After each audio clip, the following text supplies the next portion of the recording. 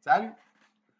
Fait que c'est une vidéo pour expliquer le tarot d'auto-transformation, qui est ma pratique.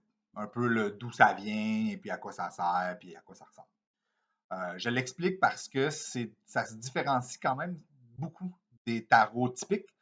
Donc, je veux être sûr que tout le monde comprenne dans quoi ils s'embarquent s'ils sont intéressés ou curieux, curieuses de consulter dans ce contexte-ci.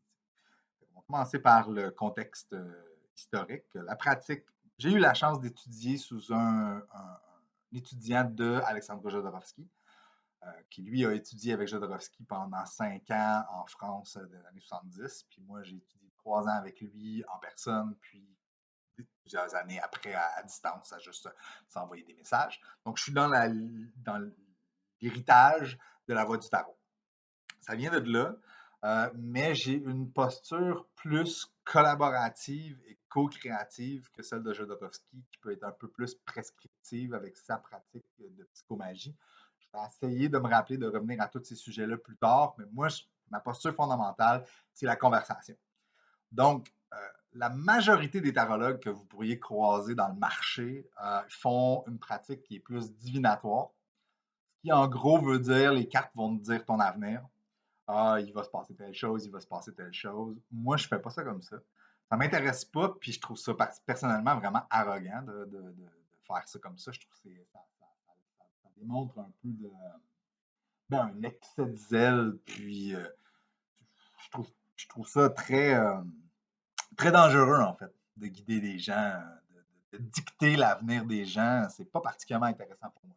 Moi, ce qui m'intéresse, c'est que ce que Jodorowsky a découvert slash créé à travers ses études du tarot, c'est qu'il a sorti un genre de modèle. Tu prends toutes les cartes du tarot, et tu les arranges, puis ça fait un mandala qui serait, sans justement, moi non plus, sans l'arrogance de dire que c'est la map parfaite de l'existence humaine, c'est un modèle extrêmement intéressant à propos de potentiellement de tous les aspects de l'expérience humaine.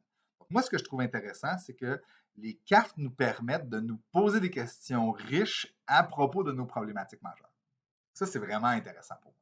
Donc, ce que ça veut dire, c'est que quand tu as un appel, parce que oui, je te tutoie, quand tu as un appel de venir à une lecture de tarot, on espère que c'est parce qu'il y a un thème dans ta vie, où il y a une curiosité, où il y a une ambition, où il y a une problématique, il y a un sujet qui t'habite, qui, envers lequel tu manques peut-être de ressources ou de perspectives tout seul. Si tu as une ambition quelconque, puis tu sais exactement quoi faire, tu n'as pas besoin de faire une lecture de tarot, tu t'en vas le faire.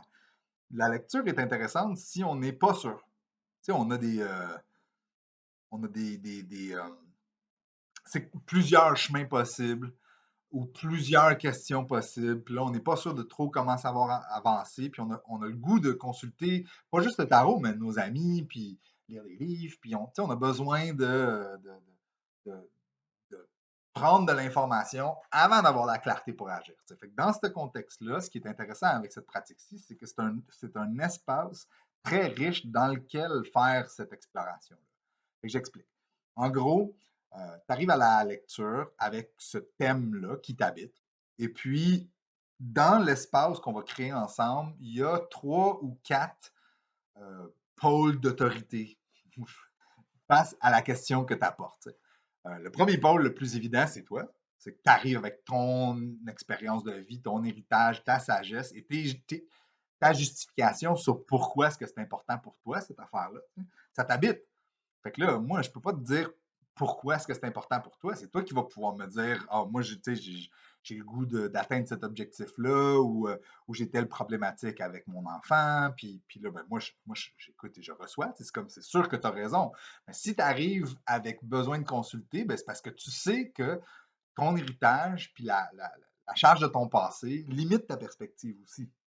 Tu te sens au max de ce que tu serais capable de générer tout seul avec l'information que tu as. Totalement normal, c'est même nécessaire dans l'expérience de croissance d'une vie humaine d'à un certain moment donné, s'ouvrir à l'autre puis aller chercher de l'information. Fait que là, tu arrives à la table, un des autres qui va pouvoir t'aider, c'est moi. moi, j'ai mon expérience, mon héritage, ma pratique, ma sagesse et mes limites à moi aussi. Fait que je peux. Imaginons qu'on allait faire ça juste en forme de conversation, comme genre du coaching. Ben, ça peut être riche parce que j'ai une expérience intéressante à partager, mais c'est pas à propos de. C'est pas ça l'invitation. L'invitation, c'est le tarot. Donc là, le tarot, c'est le troisième pôle d'autorité. Fait que là, ce qu'on fait, c'est qu'on brasse des cartes. Et puis on sort des cartes qui sont supposées de nous aider à investiguer ton sujet.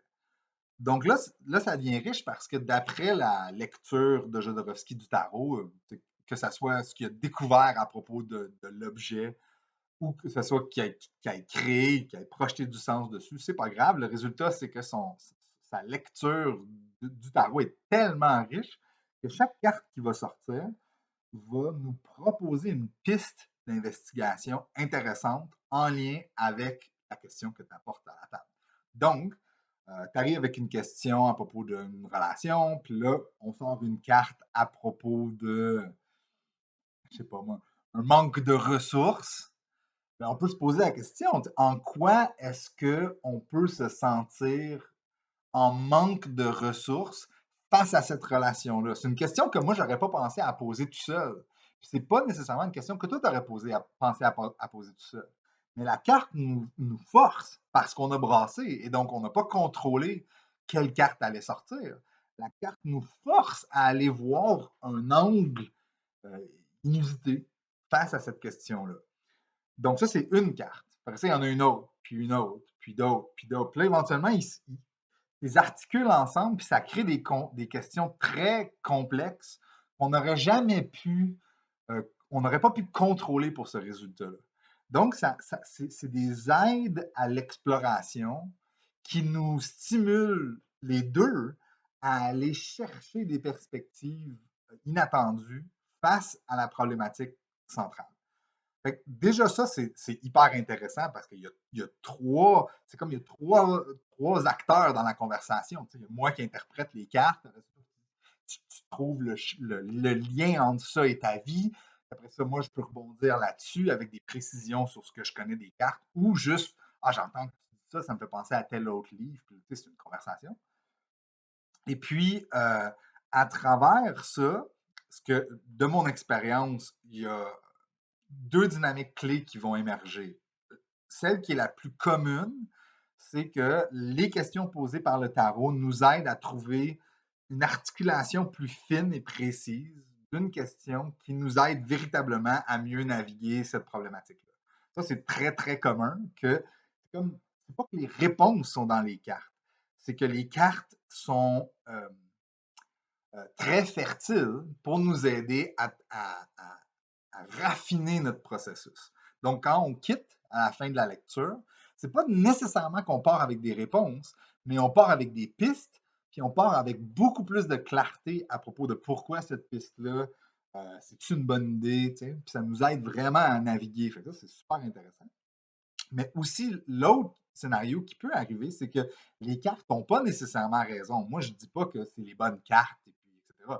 Mais l'autre affaire qui peut se passer, c'est que en essayant de trouver un lien entre une carte et la problématique euh, qui, qui peut s'avérer à être pas nécessairement la bonne question, mais ce que ça fait, c'est que ça nous aide à comme masser notre psychorigidité, nos patterns de pensée qui fait qu'on reste pris dans nos mêmes boucles, de par le fait qu'on s'est posé des questions étranges.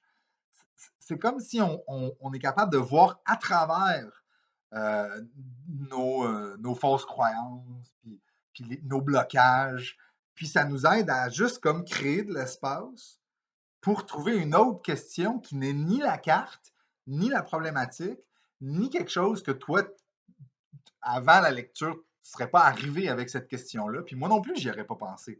Mais c'est un exercice de créer de la place pour idéalement ne pas être pris dans nos fausses croyances, tu sais, ou dans nos croyances limitantes, ou dans nos pensées répétitives. Tu sais. Des fois, c'est juste un manque de perspective. Jamais, ni toi ni moi, on n'aurait pensé à dire ah, cette carte-là, c'est la question qu'on devrait se poser pour ta problématique. Mais c'est pas nécessairement que c'est la bonne question. C'est que en posant cette question-là, c'est comme ah! Puis là, t'essaies de trouver le lien, puis là, ça te fait forcer, puis là, clac! Il y a quelque chose qui casse en dedans, puis là, tu vois quelque chose de nouveau. Tu te sors de ta rigidité. Hyper intéressant. Donc, ça, c'était les trois pôles d'autorité à propos de qui est autour de la table. La dernière affaire que je veux adresser, c'est que Jodorowsky, dans sa proposition sur comment faire une bonne lecture de tarot, suggère de, en fait, il, il- il nomme le fait qu'on est tous grosso modo d'accord que il y a des mystères dans la vie, tu sais, que la capacité de compréhension de l'humain face à la complexité de la vie est tellement limitée que c'est évident qu'il y a plein de trucs bizarres qui se passent autour. Fait que là, c'est-tu des forces subtiles? C'est-tu l'univers qui nous parle? C'est-tu Dieu? C'est pas grave. Une de ses suggestions à lui, que je trouve extrêmement riche et mature, c'est de ne pas mettre des mots au mystère. Donc, s'il y a des forces subtiles qui font leur job pour nous aider à naviguer la complexité de la vie, ils vont faire leur job qu'on les nomme ou pas.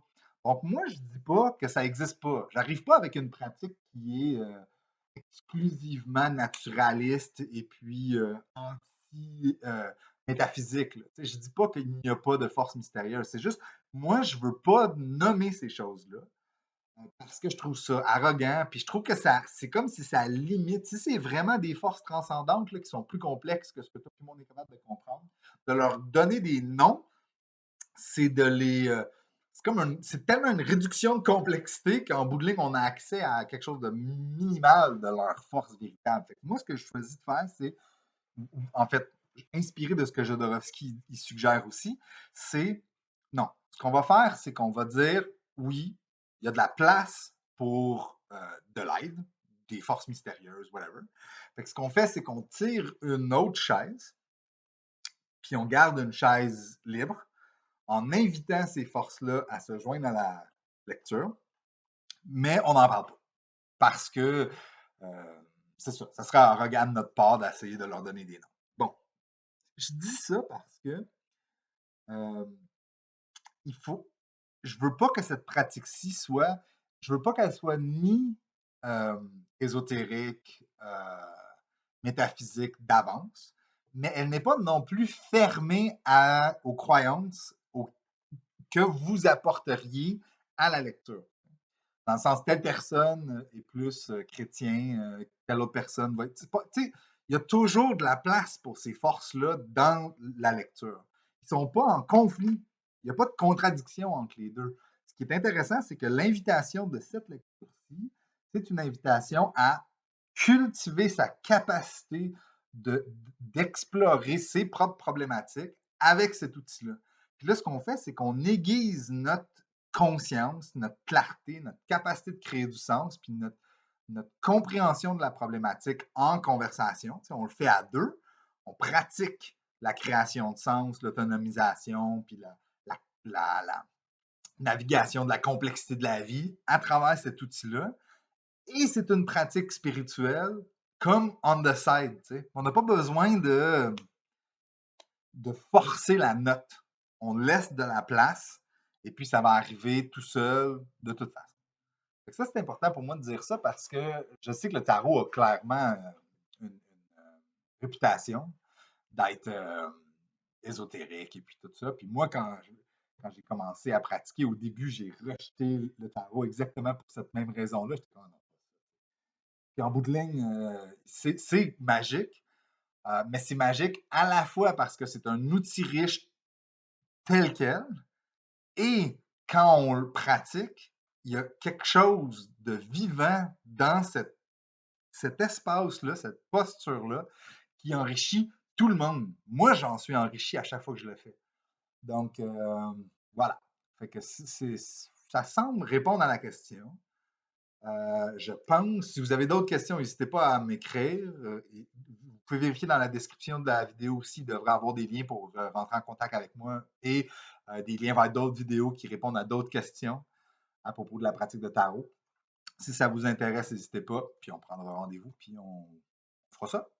Super le fun. Avec plaisir. Voilà. OK.